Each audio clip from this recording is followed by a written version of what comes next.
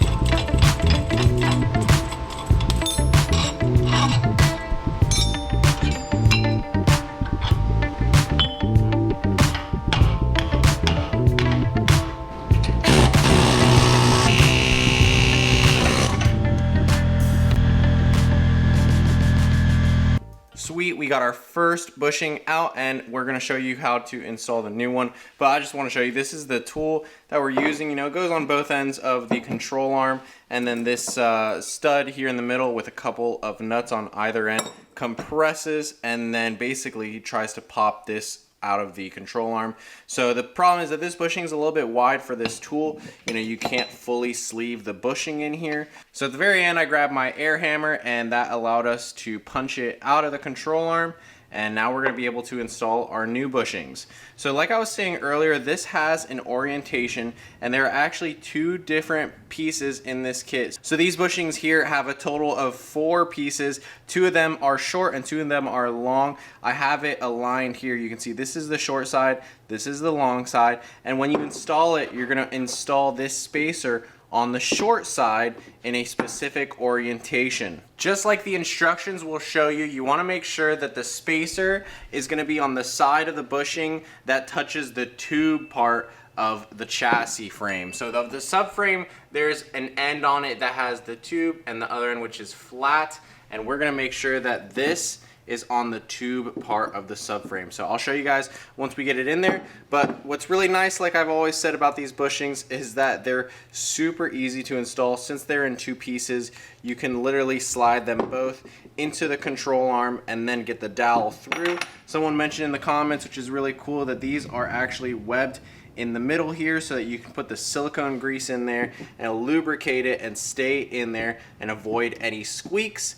And another cool thing is that because these are not your typical rubber bushings, they don't require any preload, so you're going to be more accurate with the suspension adjustments that you do on your coilovers or on whatever suspension you have, and they're going to last a lot longer because there's no preload that's going to prematurely wear them down. So let's go ahead and install this bushing, and then we're going to move on to doing the front tension strut arm.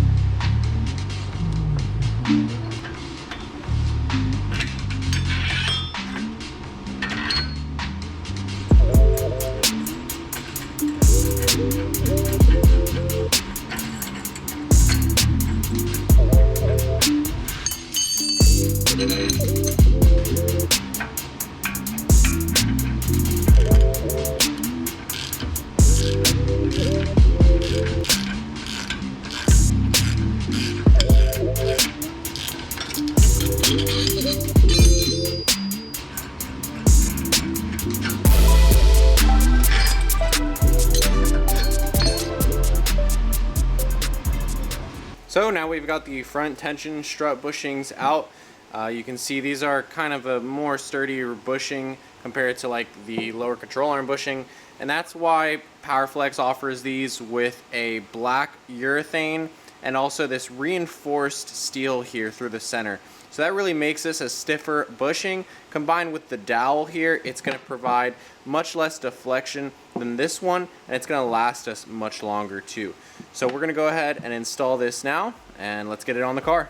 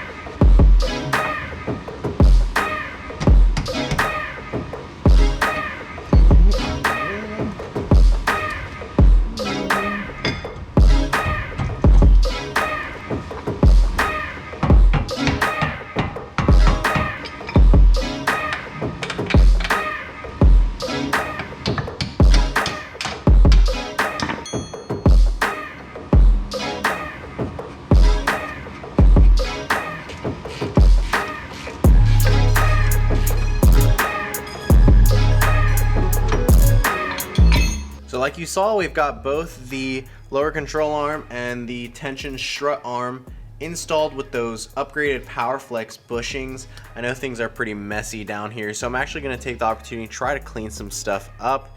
And before we install the sway bar bushings, we're going to do the other side, because the sway bar is kind of lashed because you need to have it loosened in order to access the long bolt that goes through the lower control arm. So we're going to do the other side first, and then we're going to do our finishing touch with the sway bar bushings.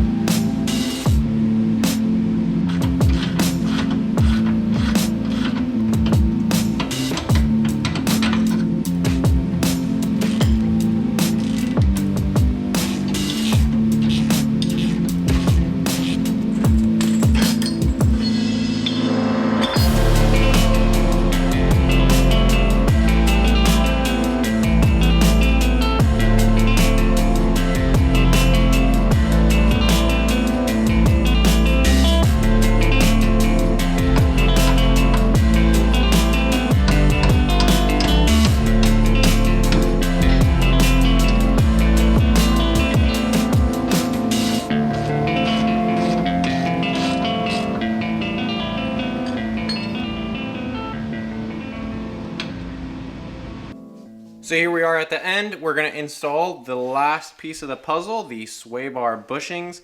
Something to note here is that these have the opposite orientation or the opposite cut as the factory ones. So the factory ones have the cut on the side that goes to the subframe, and these ones from Powerflex, they have the cut that goes outwards towards these brackets here. So just something to keep in mind when you install them. Make sure you got the right orientation.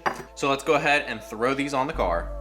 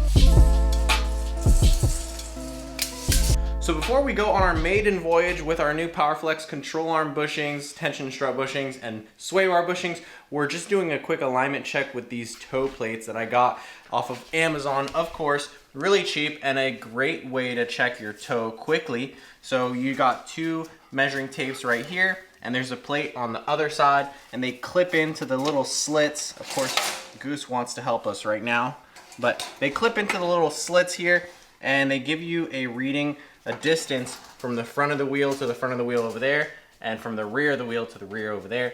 And you want these to be exactly parallel. That would be 0 toe for any car. Now, currently it looks like the front measurement is a little bit shorter than the rear, so that means that we have some toe in, so the wheels are currently pointed into each other to the front.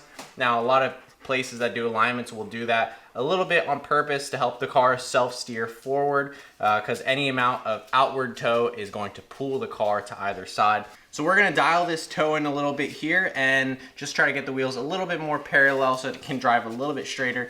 And then later we're gonna take it to the alignment shop so it can get a professional alignment, because I know that the camber is out and it's not even from side to side. So I'm gonna do that now, and then we'll get on our maiden drive. All right, so it's time for our test drive. Weather is not cooperating with us today. We have a bit of rain here in good old sunshiny Florida, but we should be able to see. Feels a lot cleaner in the front end. I had no clue that the front suspension bushing was that worn out. I knew it was shot, but wow, it was literally falling apart. And now, seems a lot cleaner in the front end. Let's see how the alignment is.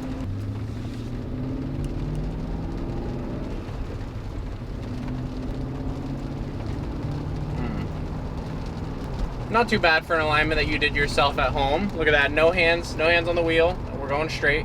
Look at that proof.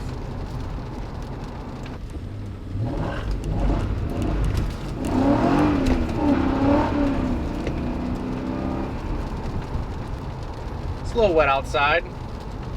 What am I supposed to do? All right, I'll give you guys a quick sound clip because I know you guys want to hear it.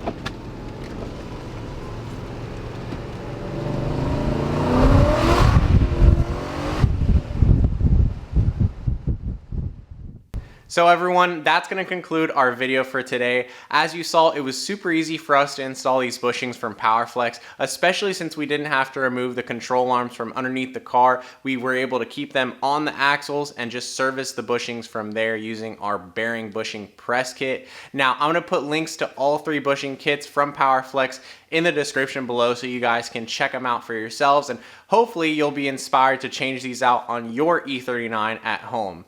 Now, Powerflex makes a ton of bushings that are application specific, so if you're looking for anything else to upgrade on your car, they probably have it. And I'm a huge proponent of upgrading to polyurethane wherever possible because of the increased lifespan as well as the increased performance that you get compared to a traditional rubber bushing.